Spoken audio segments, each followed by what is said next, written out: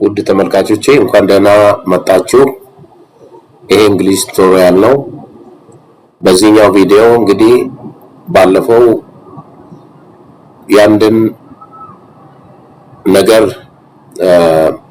ስም ወይም የሰዎችን ስም ለመጠየቅ ያንድን ነገር ምንነት ለመጠየቅ ኳትን እንደምንጠቀም አይተናል። ዛሬ ደግሞ ያንድን ነገር መገኛ ቦታ የት እንደሚገኝ ሎኬሽኑን ለማወቅ የምንጠይቅበት የቃል አይነት በመጠቀም አረፍተ ነገር እየሰራን እናያለን። where የሚለውን ቃል በመጠቀም የተለያዩ አረፍተ ነገሮችን እዚህ እናያለን። ከዛ በመቀጠል እናንተ ደግሞ የራሳችሁን እያስገባችሁ እየተለማመዳችሁ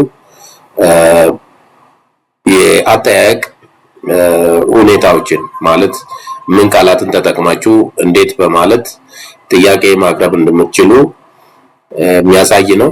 ስለዚህ ይሄን በመጠቀም ኤክሰርሳይዝ በማድረግ በመለማመድ ምንም አይነት ጥያቄ መጠየቅ ትችላላችሁ ማለት ነው። ስለዚህ whereን በመጠቀም ነው ዛሬ የተለያዩ ጥያቄዎችን የምንጠይቀው ማለት ነው። where ያንድን ነገር መገኛ ቦታ ወይም ሎኬሽን ለመጠየቅ ነው። በምሳሌ እናያለን። where do you live? የት ነው የምትኖረው? where do you live? ይሄ እንግዲህ ለማን ነው የምንጠይቀው የሚለውን ነገር እዚህ ጋር ስናይ you የሚለውን ፕሮናውን እናያለን። ስለ ፕሮናውን ከዚህ በፊት በሌላ ቪዲዮ ሰርቼላችኋለሁ። where do you live?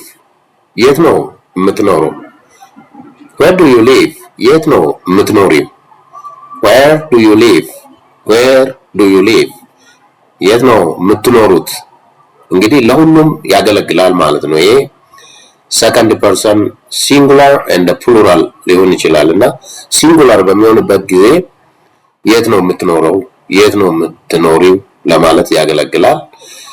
ሰከንድ ፐርሰን ፕሉራል በሚሆንበት ሰዓት የት ነው የምትኖሩት የሚለውን ለመጠየቅ ያገለግለናል ማለት ነው። እግረ መንገድ እንግዲህ you እንደ ሰከንድ ፐርሰን ሲንጉላር እንደ ሰከንድ ፐርሰን ፕሉራል እንደሚያገለግል እግረ መንገዳችንን እናያለን ማለት ነው። ሪቫይስ እናደርጋለን ማለት ነው። so where do you live ዋና የዛሬው ትምህርታችን whereን በመጠቀም እንዴት ጥያቄ እንደምንጠይቅ ለመረዳት ነው።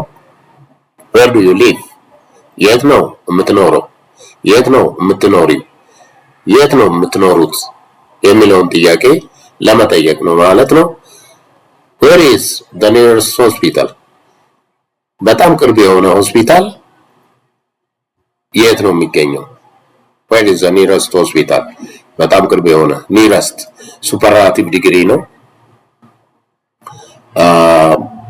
ሱፐርላቲቭ ዲግሪ ስንል near ከሚለው በመነሳት near የሚለውን መነሻ ቃል በመጠቀም nearest የሚለውን ስንጠራ እጅግ በጣም ቅርብ የሆነ በጣም ወደ ቤት ቅርብ የሆነ ለማለት ሊሆን ይችላል።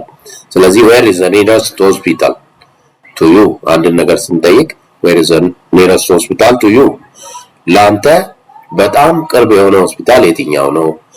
ላንቺ በጣም ቅርብ የሆነ ሆስፒታል የትኛው ነው? ለናንተ በጣም ቅርብ የሆነ ሆስፒታል የትኛው ነው? ዩን ስንጠቀም ማለት ነው። ዩን ነው የምንጠቀመው ኖርማሊ። where did you park the car did ስንጠቀም did የዱ ኃላፊ ጊዜ ነው። where did you park the car መኪናን የት ነው ያቆምከው? where did you park the car መኪናሽን የት ነው ያቆምሽው? where did you park the car መኪናችሁን የት ነው ያቆማችሁት? እንግዲህ በሶስቱም ኬስ ዩን በመጠቀም መጠየቅ እንችላለን ማለት ነው። where are my keys ቁልፎቼ የት ናቸው? where are my keys ቁልፎቼ የት ናቸው? where will you go tomorrow ነገ የት ነው የምትሄዱት? በተመሳሳይ ቅድም እንዳልነው ዩ ስንጠቀም where will you go tomorrow ነገ የት ነው የምትሄጂው? ነገ የት ነው የምትሄዱት?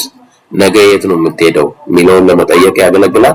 እንግዲህ ውድ ተመልካቾች ይሄ ትምህርት ከተመቻችሁ ላይክ፣ ሼር፣ ሰብስክራይብ በማድረግ የቻናሌ ቤተሰብ እንድትሆኑ ጠይቃለሁ።